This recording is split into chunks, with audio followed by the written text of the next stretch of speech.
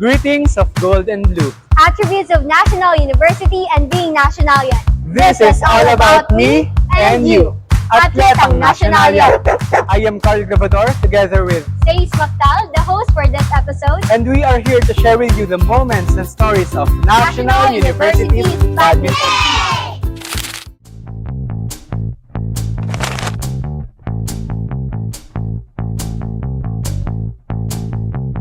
Badminton is a sport played with a lightweight racket and the shuttlecock.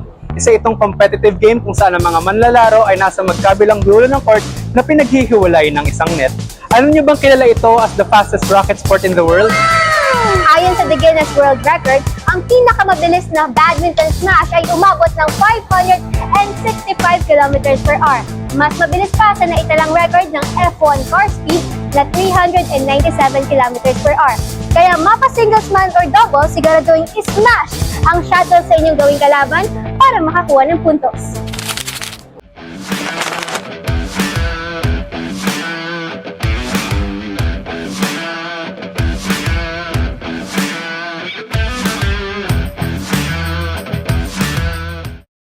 Hi! So ngayon, kasama natin ngayon ang men's badminton team. So ayan, hello naman po kayo sa camera natin. Hi, I'm Coach Kevin Alfred Dalisay, the assistant coach of the National University. Hi, I'm Claude Joseph Pula. Hi, I'm Vince Charles Zafra. Hi, I'm Miko Musarbas. Hi, I'm Geno Di Carino. Hi, I'm Mike Joe Clarence Perez. Hi, I'm Zed Angel Monterrubio. Hi, I'm James Villarante. So ngayon naman, alamin natin kung anong naging journey nila as an athlete at kung paano ito nakaapekto sa kanilang buhay. So meron kaming inihanda na personal and casual questions para naman mas makilala natin sila. So una, bago ang lahat, paano nga ba ang pagiging isang atletang nasyonalyan? So ayun, being a Nationalian athlete is really hard kasi despite our strict trainings na maaga kami gumigising, we also have our class schedules, so mahirap siyang pagsabayin. Pero despite all that, kailangan din namin lumaban kasi being an athlete also means being a student sa end. So yun nga, being a Nationalian, okay naman, pretty much you can balance your ACADS and being an athlete life. Since usually yun talaga yung nagiging problem pagdating sa college. Pagdating dito sa National U, okay naman and well-balanced lang. So para sa katanungan ito naman, kailan po kayo nagsimulang maglaro ng badminton? So, nag-start ako nung grade 4. Yung tita ko kasi siya yung nag-influensya sa akin maglaro. Kasi naglalaro din siya nung dati. Actually, nagsimula ako maglaro nung since 9 years old ako. Dahil na rin sa impluwensya ng tito ko na coach ko sa Bulacan. Tapos, simula nun, tuloy-tuloy na rin ako hanggang sa gusto ko talaga yung maglaro ng badminton. So, anong aral lang natutunan nyo mula sa paglalaro na maaari nyong ibahagi sa mga nasyonalya na nanonood sa atin ngayon? Marami akong natutunan sa pagiging badminton player. Una, kasi ako, introvert ako dati. Tapos nung simula ako nag-badminton, ayun, nag-start ako nakipag-halubilo, ganun. Tapos, nung galing din ako probinsya, kaya nung pumunta ako dito sa National University, natutunan ko maging responsible, tapos time management din. Natutunan ko makipag-socialize. Since dati kasi when I was a kid, never po kaming nai-expose sa labas. So yun, as a player, natutunan ko kung paano mag-commit, paano mo ma-achieve yung mga goal mo, at paano ka mag-grow as a individual, not only in the court and outside the court. Okay, ang gaganda ng mga na-share ng ating mga atleta, di ba? Maraming nakaka-relate dyan for sure. So, masyadong naging malalim yung mga katanungan natin kanina. So, dadako naman tayo sa mga casual questions. So, say yes, go na. Eto, sinong badminton player na iniidolo ninyo? Para sa akin, ang idol ko dito sa local si Coach Jaime Llanes, head coach ng National University. Kasi nung panahon niya, grabe din yung career na pinakita niya. Tsaka dami niyang players na napa-national team. A player internationally, I really idolize Lee Chong Wei kasi growing up, talagang pinakilala sa akin siya ng dad ko na like yung laro ni Lee Chung Wei, ganyan. And it's kind of sad na kasi retired na siya kasi halos hindi lang naman ako, I think lahat ng teammates ko and lahat ng players makaka-relate. Dahil lahat ina-idolize siya, lahat ng medals and titles. So, ayun. Ano naman pong badminton match ang pinaka hindi nyo makakalimutan?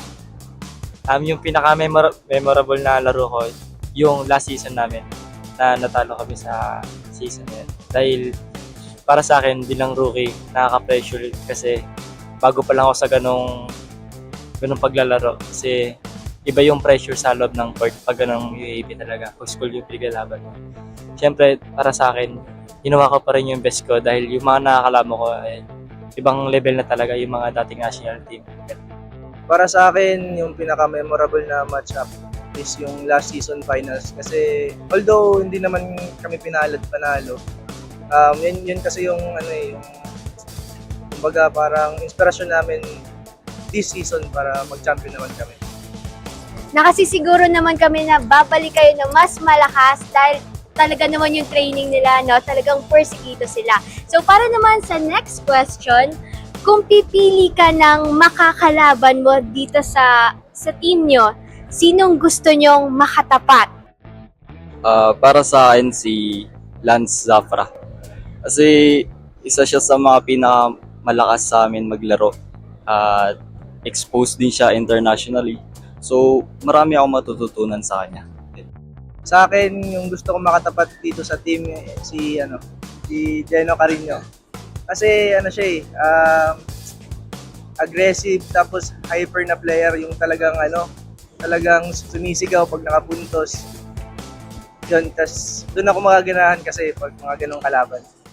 Grabe ang mga revelasyon pero di pa tayo dyan nagtatapos dahil hindi man pwedeng mawala ang mga maiinit na tanong na kailangan nang sagutin ng smash or pass. Okay, so yung smash or pass, para lang siyang fast talk. Pag smash, yes. No. Pag pass, no. Mabilisan na question lang to. Game? Game! Natutulog ng maaga. 1, 2, 3. Akads after training. 1, 2, 3. Ayan na. Sinisingit ang bebe time sa laro. 1, 2, 3. Ay, may next. Iinom ng energy drink. 1, 2, 3, taas. Workout kahit rest day. 1, 2, 3. Nauubos ang pera sa badminton accessories. 1, 2, 3. Nagpahiram na ng raketa. 1, 2, 3.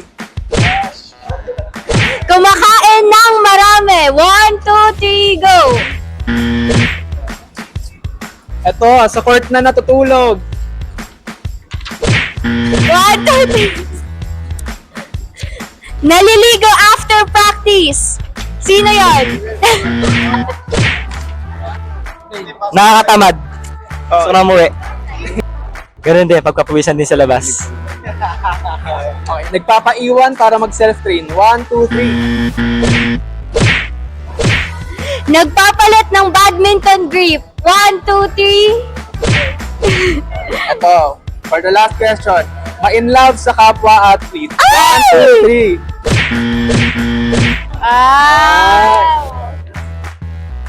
Okay sa kapwa-athlete, okay. Kasi medyo alam nyo na yung mga takbuhan ng buhay ng being an athlete. Kasi pag hindi athlete, medyo kailangan pa ng adjust. Pero minsan pwede, minsan hindi. So, over the past seasons, the National University men's badminton team has consistently proven themselves as a dominant force in the UAAP. Renowned for their precision, agility, and sportsmanship, they have solidified their reputation as a powerhouse with a track record of 11 consecutive podium finishes since season 74, and multiple Most Valuable Player and Rookie of the Year awards. The NU men's badminton team has had an impressive season 86. Showcasing their prowess and dedication on the court. Throughout the season, they demonstrated remarkable teamwork and strategic gameplay, resulting in 4 victories out of 5 matches in the elimination round and clinching the silver medal in the finals.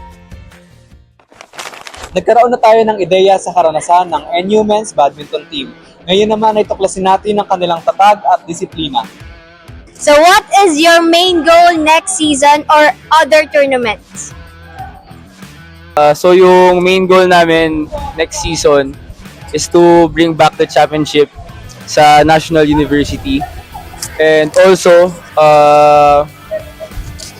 madami pang iba actually, hindi lang yun. Pero one of the main goal ay yung bring back yung championship.